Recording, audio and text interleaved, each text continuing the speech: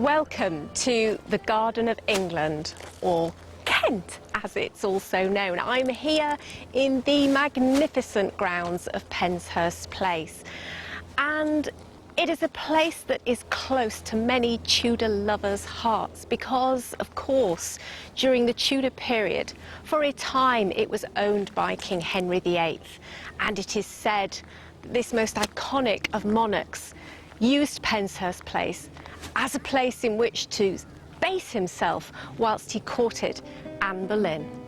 But of course the story of Penshurst Place started about 200 years before that date, when an estate of 4,000 acres was purchased by Sir John de Pulteney, who was the then Lord Mayor of London and clearly a man of some wealth and status. Of course, soon after, he began setting about building himself a fine country residence, which was to set the model for domestic architecture in England for the next 200 years. And Sir John set about building himself a fine country house here at Penshurst, and behind me is what remains of it, the Great Hall here at Penshurst, as well as the solar. So the house that he built was to form the template of all medieval houses to come, with the central hall, which was really the heart of the home, in which there was communal living for all stratas of society. And then at either end, rather like a figure H, on either end were two solars, and a solar at the upper end formed the withdrawing chamber for the lord and his family. It was a place that they could move away from the Great Hall and get some privacy within the family or with their honoured guests and friends. And of course, it's exactly in those rooms that the likes of Henry VIII would have stayed when he came here to Penshurst. Now, by the early 16th century, Penshurst was owned by the Stafford family, the mighty Dukes of Buckingham. And Buckingham had his country residence here. Now, of course, he was a claimant to the English throne. He had Yorkist blood flowing through his veins. Proud Buckingham, he was called. And he entertained King Henry VIII here at Penshurst in 1519. Buckingham spent lavishly on that event and entertaining the king here. About £2,500 in Tudor money, which equates to about £1.5 million in today's money. This was just for a few days of Henry's visit here to Penshurst. He intended to impress, and it did make its mark, but unfortunately not quite as Buckingham intended.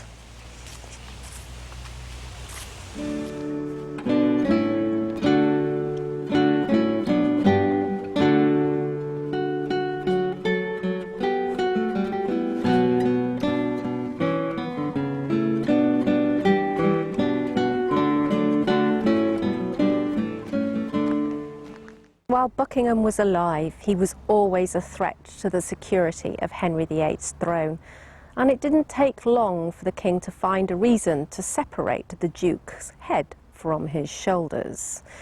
He was executed in 1521, and as a result of that, Penshurst became the property of the crown. And of course, it was on account of that that Henry was able to use Penshurst Place as a base when he was visiting the area. And it, of course, is from these stories that many people believe that Henry stayed at Penshurst whilst he was courting Anne Boleyn in the early days of their romance.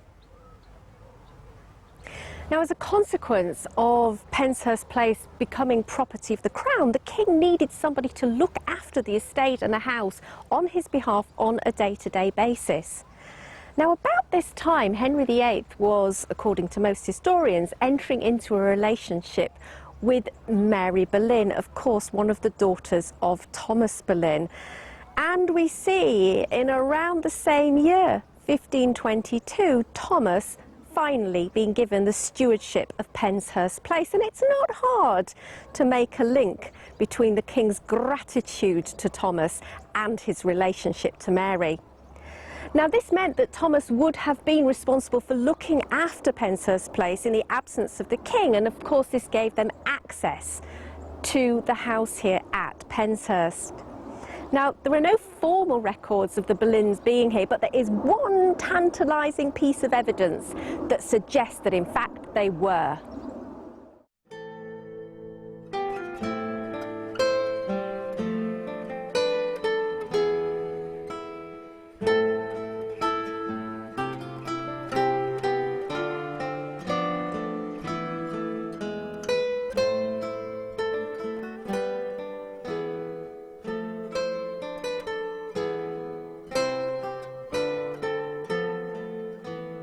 And this is what we've come to see. This small brass memorial plaque, which indicates the final resting place of Thomas Boleyn, the son of Sir Thomas Boleyn. So historians now believe that there were two lost infant sons born to Sir Thomas and Elizabeth Boleyn, who probably didn't make it much past birth or the very earliest months or years of their life, and so were never mentioned in later records. But the fact that this tomb is here indicates that there is a likelihood that the Boleyn family were in residence in Penshurst when perhaps Elizabeth Boleyn gave birth to a stillborn child, or indeed the child died here when the family were staying at Penshurst. Nobody really knows the stories. It's an unsolved Tudor mystery.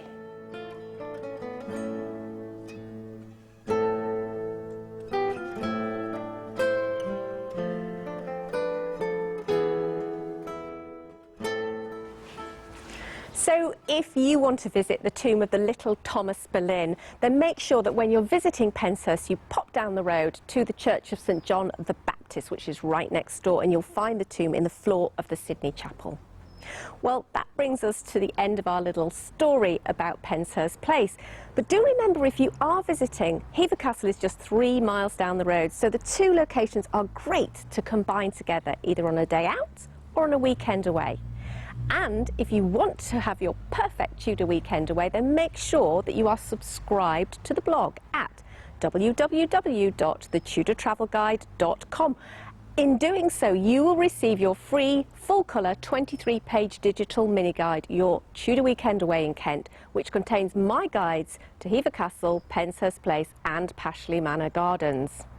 Well, that really is all for today, but I look forward to seeing you on our next Tudor road trip. So, until then, happy time travelling.